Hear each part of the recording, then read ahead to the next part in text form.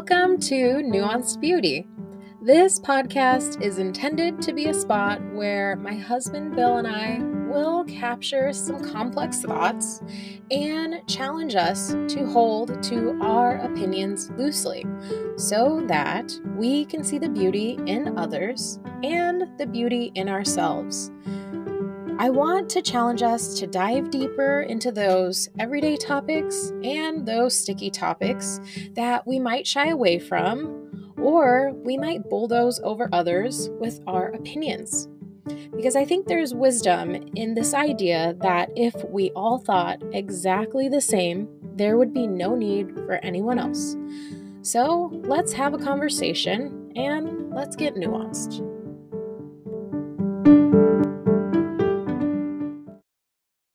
Hi guys, welcome back to Nuanced Beauty. Hey everybody.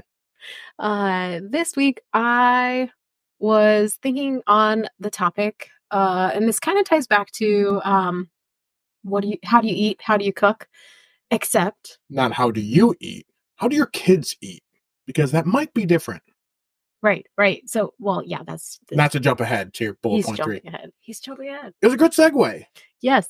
So we had a segment a few episodes ago about how do you eat and how do you cook. And this segment, I wanted to get directly into how do your kids eat. I was listening to another podcast called The Real Foodology, and the creator of that did kind of a backstory of her relationship with food and how her mom bought like high quality food for the most part growing up. She had the quote healthy food options in the pantry, and I heard it called an ingredient household on Instagram, and I thought that was a good way of saying it. oh, okay. Where you have the ingredients. You have you don't have a long list of ingredients that are processed foods. You just have No, you don't have boxes of foods that are already complete foods. You have ingredients. You're to an create ingredients household. I like that. I don't have pancake mix, but I have the I have ingredients. flour and egg and and water and baking I soda. thought that was a good way of phrasing it. Yeah. So, that's probably exactly what her household was. She described being raised in that environment, and she shared a humorous tidbit about going over to friends, doing sleepovers or whatever, and ransacking their pantry for all the junk food. Because Sidetrack. You ever ransack a friend's pantry when you were at a sleepover? have I? No, Yeah. I never did. No. I remember being so excited to have soda at a friend's house. Not that my parents didn't have soda, but they had like diet caffeine free soda, so it doesn't really count. Oh. I went from it counts to it doesn't count to it counts, and now I'm back to it doesn't count. So what did you have? Mountain Dew? Pepsi. Oh, they had real Pepsi. Oh, and I have longer stories about Mountain Dew. Yeah, that was like a big deal. And we had one, and I wanted a second one, but I was pretty tight-fisted about the Pepsi. It was a whole thing. You're only allowed one Pepsi. Mm-hmm. Yeah. So there's like these foods that are junky foods, right? Like Pepsi or Cheetos or Oreos, right? All of the above. And she shared going to friends and just absolutely like, oh my gosh, num, all the food, all the junk. And then she went away to college and she put on a good bit of weight. She had some health concerns that really popped up. And then she decided to go and become a nutritionist. And she found, go figure, that her eating impacted a lot of these health concerns that she had. And so now, what? Yeah. Now she is like on that path of nutrition, and she's very passionate. A pretty solid podcast, brings on interviews and that. And Sorry, did you say the name of the podcast? yeah, Real Foodology. Okay. Yeah. Yeah, sure. And she just does a nice job about also mentioning how individual choice and personal like development, like testing your body to figure out where you're at with nutrients and like deficiencies, and not just a blanket statement on how to approach food. But that goes back into how do you feed your kids? And listening to her talk kind of got me thinking about how we're feeding our kids. And I had a thought about with our son Zeke, he drank nothing but apple juice. Yeah, like we still wouldn't say we know how to feed a kid, because until they're eating what we're eating, which again, to skip ahead, they're not. Um, we just been kind of throwing stuff at a wall, and I had all these convictions. And again, we talked about this in the screen time conversation. All these convictions about uh, what my kid's not going to subsist on the same three things. You have a cousin who was like that, ate mac and cheese. Oh, mac and cheese, chicken nuggets, and a third item. I was so judgy of your aunt about that until I had kids. I'm like, oh yeah, that's actually all they're going to eat. They might go through that. So, and he's still on the toaster waffles in the morning most mornings. Yeah, he has waffles. And when we cycled him off of milk, and I don't even remember if we tried water. We did. And he didn't take much for water, so we ended up going to apple juice. It was okay, because it was organic apple juice. And it was 50-50. We watered it down. Yeah. It totally made it better.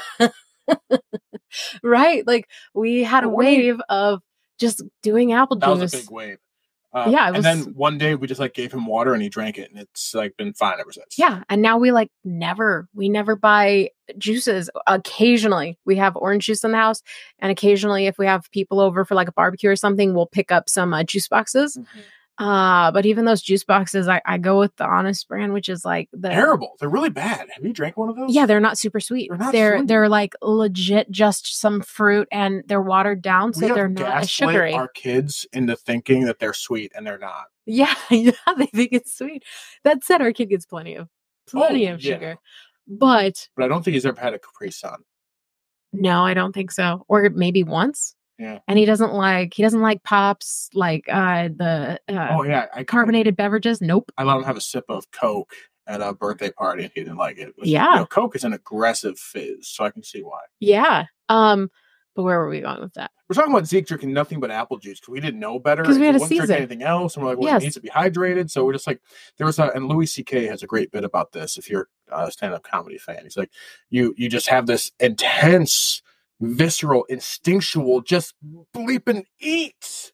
Uh-huh. And you want to have conviction. If they're not going to eat when I'm going to serve them, they're not going to eat. You can't do that as a parent. You can't. If you want to, you can't. Yeah, and the apple juice was early on, but then I would say I made several changes to my diet and had a lot of success in helping with my issues. So we did start to make alternatives in the house.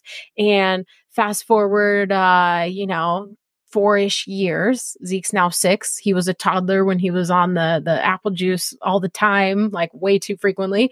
And we've made many changes and alternatives to our diet. And while he has waffles, he also has pancakes, he has eggs, bananas, he'll have all the different fruits in that. So we have leaned into trying to and peanut butter on the waffles, but the real peanut butter. Yeah. That's not very good. It's just peanuts and some oil. Just peanuts. Or just peanuts, just ground peanuts. Yeah, and it's awful, but he likes it. He's doing well. Yeah, and the nuggets that he has, the fish nuggets, he'll do spaghetti. So we have swapped out foods, and we've gotten him to try different things, and he's doing better with different meals. But from there, I shared the next story that I was going to bring up, and we had a play date. And another kid from his class was over, and they played for a good hour after school. It was approaching dinner time, and the mom was like, okay, we're going to go home now. And I mentioned yeah, they're going to leave soon and we'll have dinner. And then she realized she was hungry. And so she's like, Mom, I'm really hungry. I need a snack. And she's like, no, we'll have a snack when we get home. And she was just determined and hungry. So she runs over, opens our pantry, and leaps into the pantry. And she just stares in amazement and confusion. Because what I think is the snack foods that we buy they're not the name brand snack foods that you get from the regular grocery store. It's certainly not something you'll see a commercial for. Yeah. Now, some of it's a lot of the same stuff. It's not Nutri-Grain similar. bar. It's not a Nutri-Grain brand, but it's a lot of dried fruit and nuts. And we have a lot of dried fruits, a lot of nuts. And The granola bars that we buy are a little more like bougie granola bars that have chia seed and flaxseed and real oats. Like we've taken, when we do have the manufactured foods that we're buying, we are buying the ones that substitute out canola oil or what other, like they just they're organic grains versus not organic. They have additional grains that have more fiber in them. Yeah. And what we don't, like, we are not nutritionists. And I went through a good handful of episodes that we put out there where I started with a disclaimer of, like, we are not financial advisors. We are not nutritionists. But we definitely have gotten very good at buying foods that calm our conscience about what we're feeding our kids. And they are better. Sure. They are. Like, I mean, I guess your slant is, oh yeah, it's really not good. But I'm not saying they're not good. It is I'm just better. saying because I've done the studies. I'm born a cynic, I'll die a cynic. Yes, you're a cynic, and I'm saying we've made positive alternatives, and it stands out in my mind, like, to go from giving our kid just apple juice all the time to helping him eat better. And you can see the difference in the pictures. Like, he was, and babies are pudgy, and it's part of what makes them cute. Mm-hmm. But you can see him lean out and just like skinny out as real, to the point that we started being concerned about how, like, oh gosh, yeah, he's getting scrawny. Start shoveling peanut butter in this kid. Uh-huh. But yeah, a lot of that, I think it was just like inflammation that was going out of his face. Yeah. And I think so. Like, those alternatives, or having him snack on nuts and a high quality peanut butter, or eating avocado cups or hummus cups, and the breads we buy, like, they're organic. They have sprouts. They're not just a loaf of white Wonder Bread. That said, like, we're saying all the ways that we've improved his dinner, with the mountain that we have yet to climb. Oh yeah, we've improved his meal. It's the dinner part. Eat what we eat, and I have carried a guilt about this, because if you listen to our "What Do You Cook" episode, I talk about my fandom of celebrity chef Alton Brown, who explicitly says, never give your kids a special meal. They should eat what you eat. We have never done that. And I feel we have with spaghetti. Okay. We have never consistently done that. And orange chicken and rice. Okay. There are counter examples. But we don't on a regular basis. We have to make 2 meals. Chicken nugget. Yes. And it's 3 meals now, because we have a 2-year-old as well. And I feel like the judgment of him over my right shoulder, my dad's judgment is over my left shoulder. He's over my right shoulder, watching this kid eat, saying, you're doing it wrong. Yeah. And you don't have mom guilt. No, I don't. I have enough for the both of us. Yeah, yeah. So, like, the transitioning dinner thing, and then that's where today I actually shared, I think it's a Instagram called Kids Eat in Color. And she has a lot of advice for picky eaters, and she specifically talked about dinner time. And rather than turning in dinners into a fight, ensure that one item on their plate is something that you know that they actually like, and then offer them the other things, and then just let them choose to eat it or not. Because the component that I think she's getting at there, which definitely applies, like me being a female and grown up, is putting too much weight on what is and isn't a healthy food, to the point that you create that weight on your kids' shoulders. Or introducing candy, like, hey mom, can I have candy? Giving them a piece of candy. So you give them sweets, and you do so in a way that it's not overindulging all the time, but it also, like, allows them that option. Like, we had a gal who used to do yoga with us, and I remember her sharing, because we would always have a question to start. And I don't remember what that day's question was, but she shared how her mom really, really restricted sugar. Growing up, sugar. And knowing what we know, I'm like, well, there's a lot there to be said about sugar. But it created this heavy weight on her shoulders as a kid, that it was the thing that was forbidden, couldn't have sugar. And now as an adult, she has almost like an obsessive. It attached a moral, a moral weight to something that is not a moral question. Yeah. Yeah. And then of course, like this is where I think that we could even like derail down the topic of there is food that is more nourishing and less nourishing. And so it's like we don't want to throw out everything and say that a donut is equivalent to an apple, because it's not.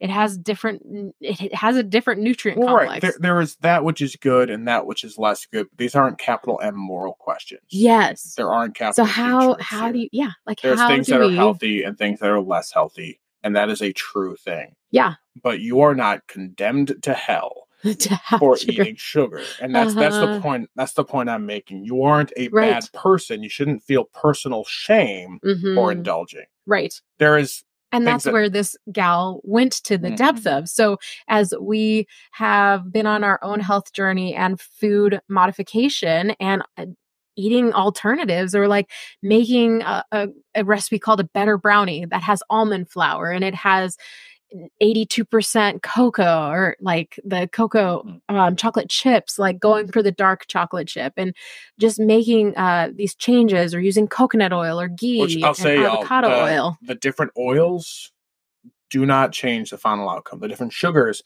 generally don't change the final outcome. The different flours super change the final outcome. Oh yeah, yeah. The grittiness of an almond flour, it's not the same. It changes it, but I enjoy it. But it's not nothing, sure. Yeah. But where was I going with that point, Bill? Oh, you're going with I was talking about the mom guilt that I have over Zeke not eating what we eat. And for dinners. We have had this fight. We have had hours, plural, hours of wailing and gnashing of teeth when I've tried to get him to eat what we eat. Over French fries, of all things. Yeah, steak fries. Steak fries. Yeah, they were wedges. French fries. They were wedges. Yeah, which admittedly, it was probably a texture thing. I don't know anyone who's actually liked potato wedges, but not the point. You're kind of leading into this in a nutritional perspective, and I see it more as a respect perspective of I have given you food, and I have an angst about ingratitude and whininess about it. Mm-hmm. If we were all just eating cake for dinner and he ate the cake, I would be happy because we were all in this thing together. We were all in community eating the same food together. That's really, I think, more where I stick over how my kids eat, because they are special. Mm-hmm. They're not special. Yeah, they're special. Yeah. So, wow, that was probably the meanest thing you've said. What? They're special. Oh, I guess.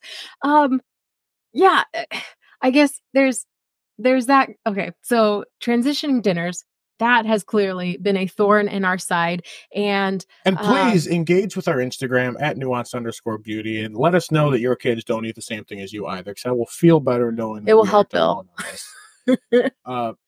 Or conversely, say, yes, they've eaten the same thing as us. They've always eaten the same as us. Maybe that will light enough of a fire for us to rip that Band-Aid off.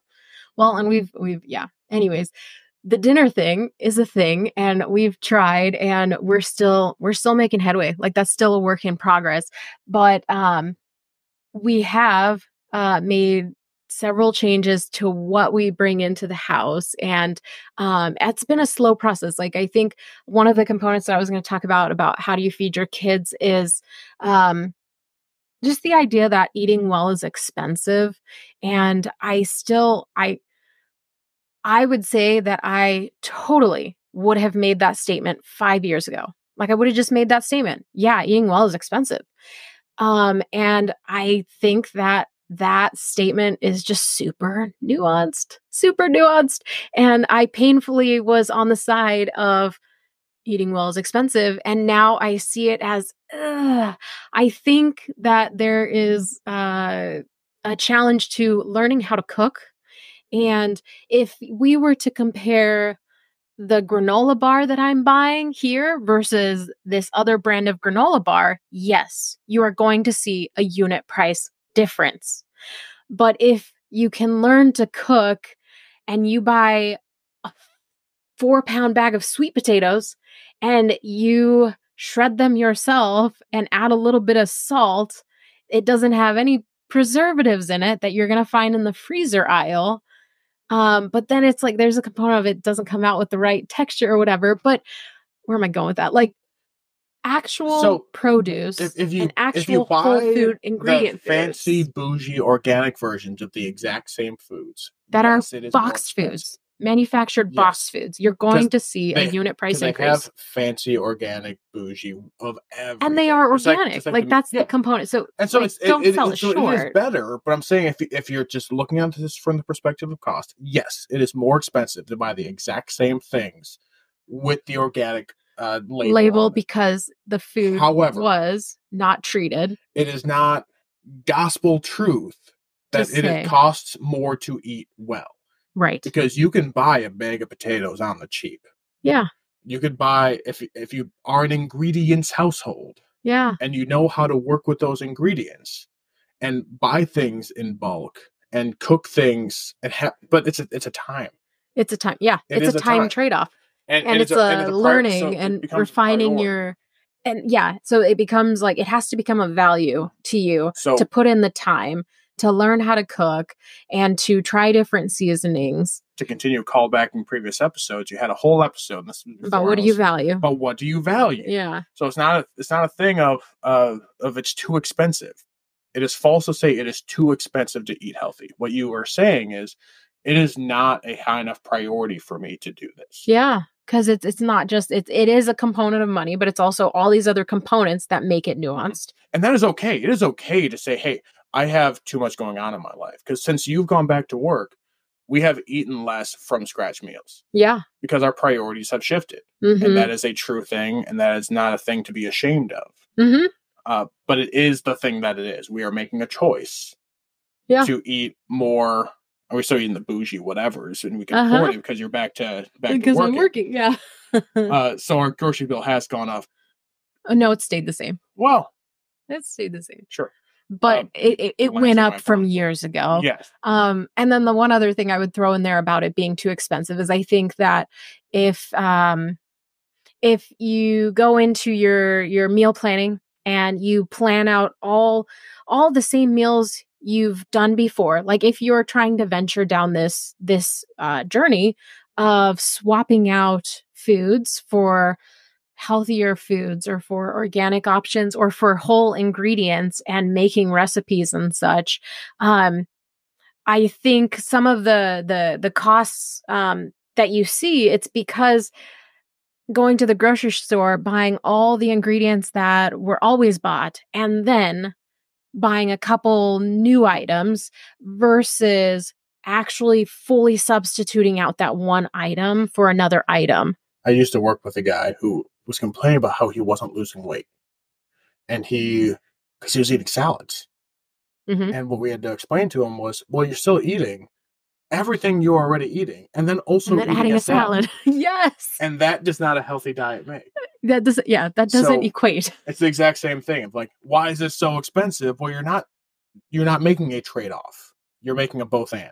Mm-hmm. You're buying crappy food and good food. And as a result, spending more money. Yeah.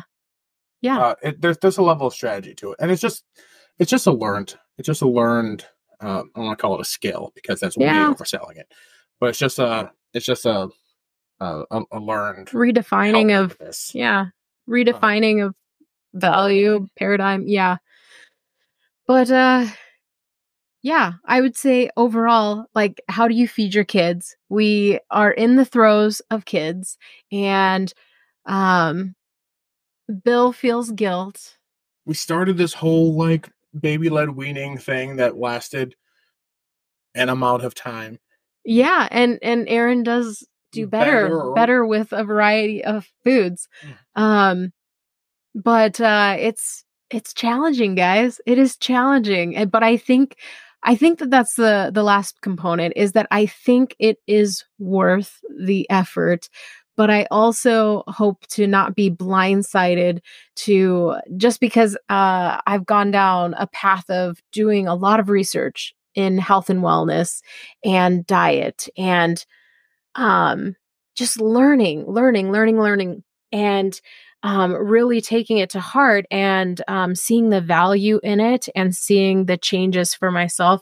I don't want to be too caught in one direction, maybe, like, and not leave room for The nuance. yeah. Again, I think what you're trying to get at is not being bogged down in the value judgment of how you feed your kid, and acknowledging that they're eating, and they are healthy, and they are And also going to not be okay. The kids will be all right. yeah, but also not just settling for the least common denominator. Like, don't give up hope and don't, like, be intentional and don't feel super guilty. Like, is it That said, possible? I do aspire for one day for Zeke to go 3 whole days without a chicken nugget. Yes. So with that, how do you feed your kids? Because ours eat chicken nuggets And fish nuggets. and fish nuggets. What other meats can we put in nugget form? All right, guys. Until next time.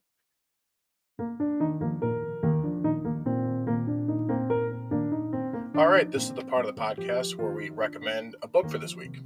Yes, and as a reminder, the intent is not necessarily to make this a book club or that you read every single book we suggest every week. No, that'd be entirely too many books. All this is just coming from the fact that a lot of the conversations we've had and the conversations that we've wanted to share have come from books that we've read and topics that we enjoy. So with all the books out there, sometimes it's hard to choose what you like. So this is our contribution. Yeah, and we generally hope that it ties in a little bit with the episode.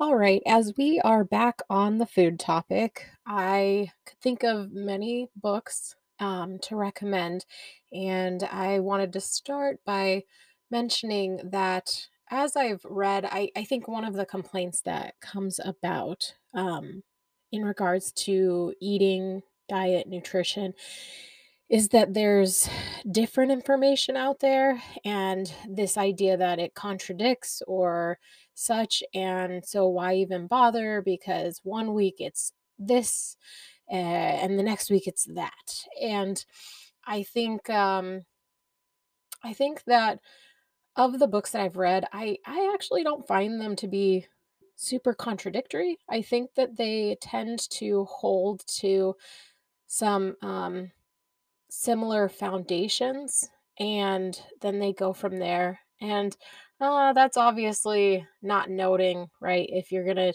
do a vegan or vegetarian or then you're going to go do a keto or paleo diet, right? Like those are on the extreme ends, but when you get to the like fundamentals of trying to decrease inflammation in the body, trying to eat foods around the outer perimeter of the grocery store and not buying from the middle aisles, where you're going to find typically your manufactured and processed foods. Um, and then, yeah, there are different takes. And so I guess I could say that my statement's partly true and partly false, right? Because eating vegan is very different than eating paleo. But I think they're both trying to get to eating foods in their whole form or in their raw form, or eating regenerative agriculture, foods that are produced in a way that's good for the food, like to grow and have a higher density of nutrition. Um, so all that said, the book that I'm gonna put out there this week is called Deep Nutrition: Why Your Genes Need Traditional Food. And This book was written by Catherine Shanahan. She's an MD with Luke Shanahan. And let's see, from the intro, this is a very thick book. I actually have it on my bookshelf because I enjoyed it so much. I read it from the library and then I purchased the book to have on hand. She brings up the 4 nutritional strategies that form the basis of what Dr. Kate calls the human diet is fresh food, fermented and sprouted foods, meat cooked on the bone, and organ meats. And by adhering to this human diet, Dr. Kate cured her own ailments and has since helped countless patients and readers of the original self published edition of Deep Nutrition achieve their own optimum health. Um, So yeah, I read this book earlier on as I was exploring diet, and it's a solid read. It has a foundation of knowledge that I think would definitely get you started, but be prepared for almost a textbook reading. While it is said very clearly and spoken well, it is a thick book. There's like 400 plus pages in this thing. So, yeah, if this sounds of interest, go check it out.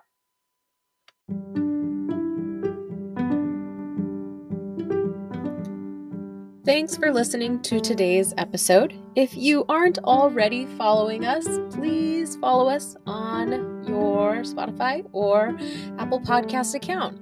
And look us up on Instagram at nuance_beauty. Until next week.